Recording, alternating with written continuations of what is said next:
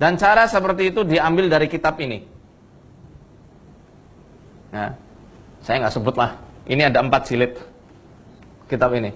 Dan ini asli kitab rujukan tukang sihir nomor 1 di dunia. Assalamualaikum warahmatullahi wabarakatuh. Sahabat-sahabat Malim Mudo di mana saja berada, semoga selalu dalam keadaan sehat, dilancarkan rezeki oleh Allah Subhanahu wa taala. Dan yang paling penting, kita selalu mendoakan negara ini agar negara ini selalu aman, damai, tentram. Walaupun banyak perbedaan antara satu dengan yang lainnya, tetapi bagaimana perbedaan itu bisa menjadi satu langkah bagi kita untuk saling menumbuhkan rasa cinta, rasa sayang antara satu dengan yang lainnya. Bukan justru perbedaan ini kita jadikan satu hal yang bisa memecah belah kita. Kita berharap agar Allah selalu menjaga dan melindungi negara kita, negara Kesatuan Republik Indonesia. Amin ya Rabbal Alamin.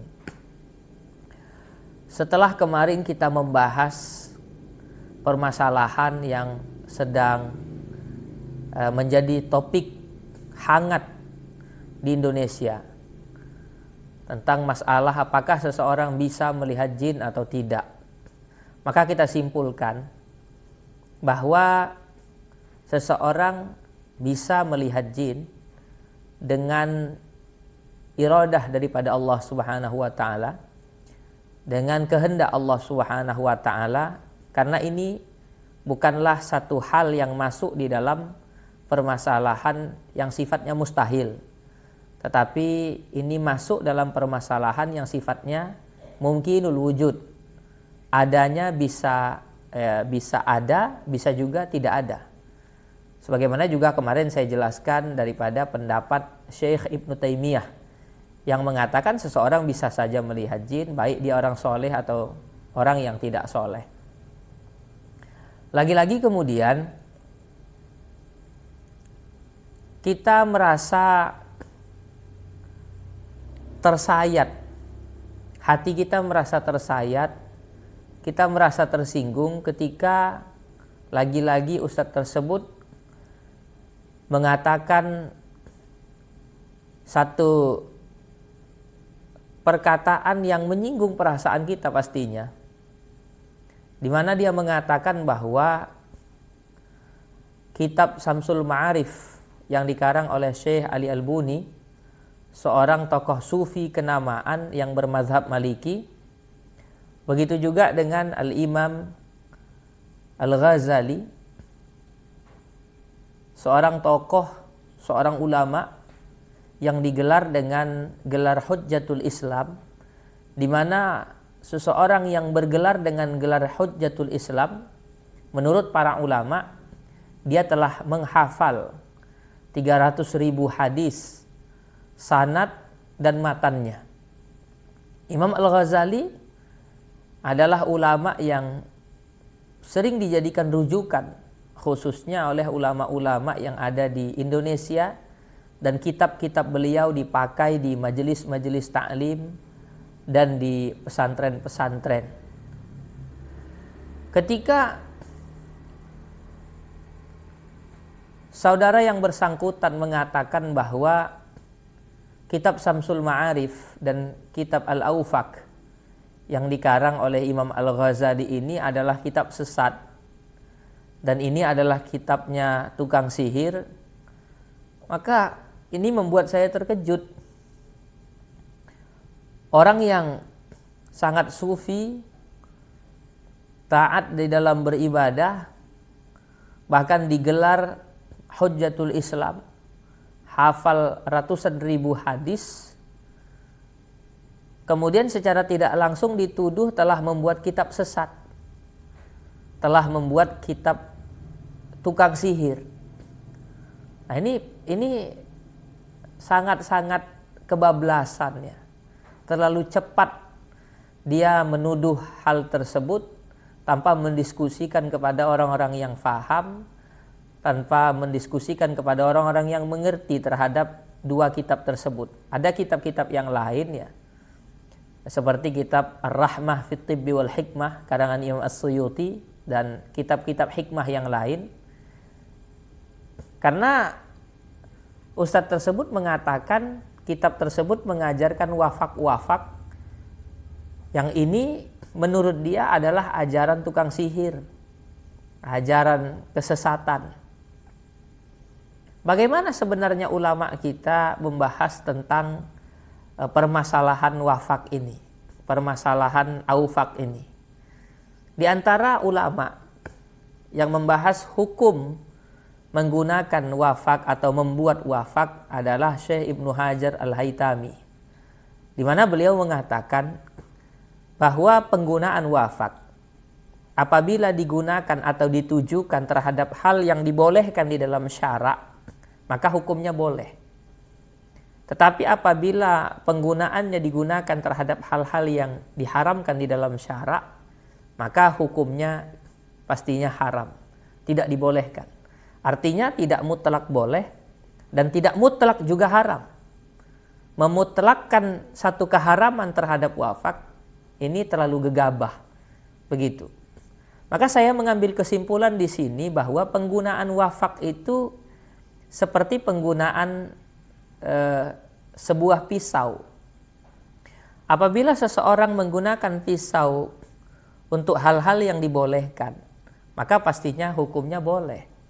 Tetapi apabila seseorang menggunakan pisau terhadap hal-hal yang tidak dibolehkan, seperti membunuh, menyakiti orang dan lain sebagainya, pasti hukumnya diharamkan. Jadi menurut ulama tergantung daripada tujuan dan niat orang yang membuat wafak. Juga membuat wafak ini bukan sembarangan, bukan sembarang orang. Dan tidak sembarang orang itu boleh mempelajari ilmu ini. Dilihat dulu ya kapasitas dia, ya dilihat dulu apakah dia termasuk orang yang bisa, ya sudah memenuhi kriteria untuk mempelajari ilmu-ilmu tersebut, ilmu hikmah di dalam membuat wafak dan lain sebagainya. Kalau dia tidak memenuhi kriteria, maka biasanya para ulama tidak membolehkan dia untuk mempelajari ilmu tersebut. Kemudian sebagian orang bertanya, ada yang bertanya, gimana itu ada kertas terus digambar, ada huruf misalnya huruf lamnya di kotak-kotak gitu, ada huruf lamnya, ada huruf toknya, ada huruf iya-nya, ada huruf fa-nya, ke bawah begitu juga, ke samping begitu juga, ke atas begitu juga, dari sudut mana saja dibaca, bacaannya sama. Ya, ini salah satu daripada contoh wafak. Bagaimana ini sesuatu yang begini, kemudian faedahnya apa? Nah ini makanya saya katakan bahwa orang yang tidak paham terhadap satu ilmu, ya, dia akan melihat bahwa ini ilmu apa? Ini nggak jelas ini. Kenapa? Karena dia tidak bertanya kepada orang yang paham. Jadi ada simbol-simbol di dalam ilmu aufak, di dalam ilmu wafak, kemudian dikomentari oleh orang yang tidak mengerti itu.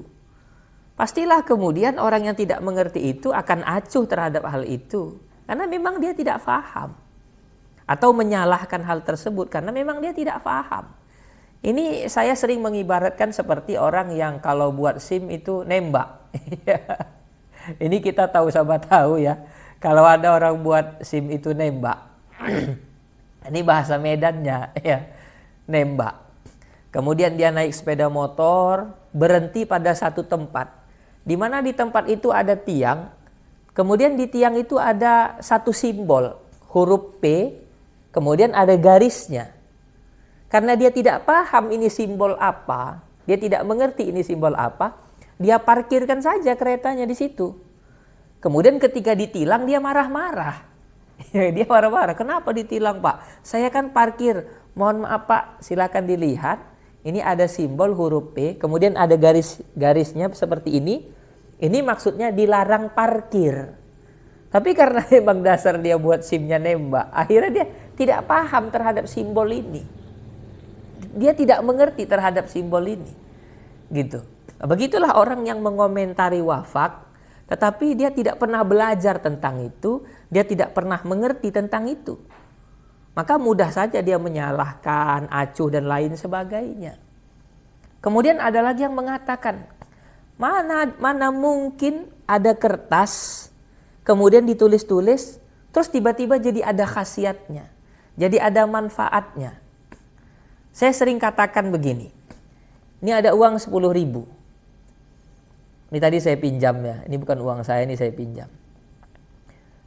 Sebelum kertas ini disahkan oleh Bank Indonesia, kemudian ada gambarnya, ini ada gambar dari pahlawan ya, Franz Kaisipo, uang 10.000 rupiah. Ada gambar orang yang sedang menari di belakangnya. Sebelum kertas ini bergambar seperti ini dan disahkan oleh Bank Indonesia, kertas ini tidak ada manfaat apa-apa. Tetapi kemudian setelah kertas ini disahkan oleh Bank Indonesia, bergambar, ada tulisannya, ada nomor serinya, ada benangnya dan lain sebagainya, maka ini jadi ada manfaatnya. Coba saja datang ke warung Padang, kasihkan sama dia, ada manfaatnya. Akan berubah menjadi satu bungkus nasi yang bisa mengenyangkan kita. Iya, ada manfaatnya. Setelah ada tulis-tulisannya dan lain sebagainya, ada manfaatnya. Atau sebuah lembaran ijazah yang sebelum ditulis, sebelum dibuat menjadi ijazah dan diletakkan nilai-nilai, masih kosong, nggak ada manfaatnya. Tetapi setelah dia ditulis dan lain sebagainya, dicetak menjadi sebuah ijazah, maka ada manfaatnya. Kita datang ke satu pabrik dengan membawa lembaran ijazah tadi, kemudian dengan melihat itu, oh nilainya tinggi dan lain sebagainya, cukup dengan kriteria, maka orang ini diterima kerja di situ. Dan karena kertas ini tadi, wasilah daripada kertas ini tadi menghasilkan gaji sebulan sekali. Ini saya ingin melogikakan di situ. Nah, di dalam pembuatan wafak itu tidak sembarangan setiap orang bisa menulisnya. Ada tirakat-tirakat yang dilakukan, ditulis dengan berwudu, bersuci, dan tidak sembarangan orang yang menulisnya. Bahkan terkadang ditulis dengan sholat dulu 2 rakaat, sholat hajat kah atau lain sebagainya. Kemudian ketika menutupnya ada doa khusus yang dibaca. Apa namanya ini? Inilah yang disebut dengan tajribah. Nah, tapi kan sulit kita berbicara kepada orang yang tidak paham. Tajribah itu apa? Tajribah itu uji coba. Setelah ulama menguji dan mencobanya, ternyata manjur. Maka wafak ini hanya dijadikan sebagai wasilah, bukan merubah takdir seseorang. Kalau seseorang meyakini bahwa wafak itu bisa merubah takdir, maka ini tidak dibenarkan dalam agama. Sama seperti ketika orang meminum bodrek, ya, ketika ada orang pening, kemudian dia minum bodrek, diminumnya bodrek itu, kemudian baik. Dari mana kita tahu bahwa bodrek ini bisa menghilangkan pening? Karena adanya proses tajribah, proses uji coba. Tetapi bukanlah bodrek itu secara hakikatnya yang menghilangkan pening seseorang.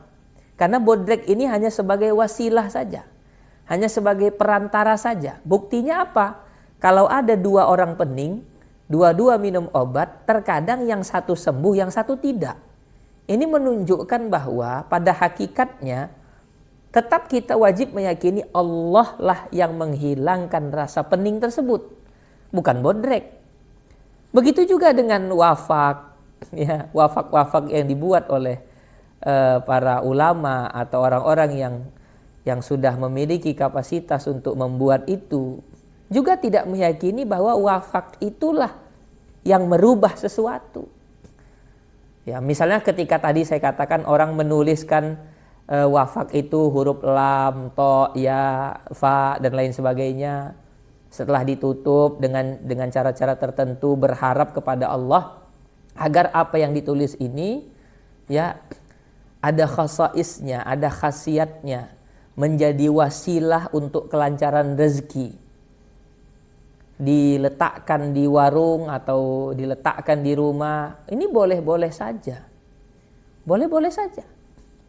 Karena setelah dia ditulis ya dan lain sebagainya, mungkin saja apa yang ditulis itu kemudian melalui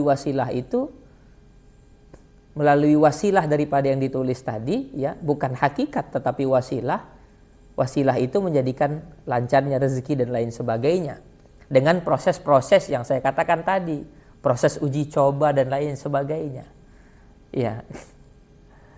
Nah, ini terlalu mudah orang-orang menyesatkan, bahkan mohon maaf menuduh bahwa kitab-kitab yang dikarang oleh ulama ini adalah kitab-kitab sihir, kitab-kitab sesat. Terlalu mudah, tanpa dia bertanya. Kalau dia berani mengatakan bahwa kitab Al-Awfaq itu adalah kitab tukang sihir, kitab sesat, ujung-ujungnya dia nanti akan membawa pemikiran bahwa Imam Ghazali itu adalah orang sesat. Na'udzubillahi min dzalik. Ya. Dan ini kalau kita sebenarnya tahu sama tahulah mereka ini siapa. Dan dari awal saya paham tujuannya apa sebenarnya. Saya sangat paham ini tujuannya apa. Ya.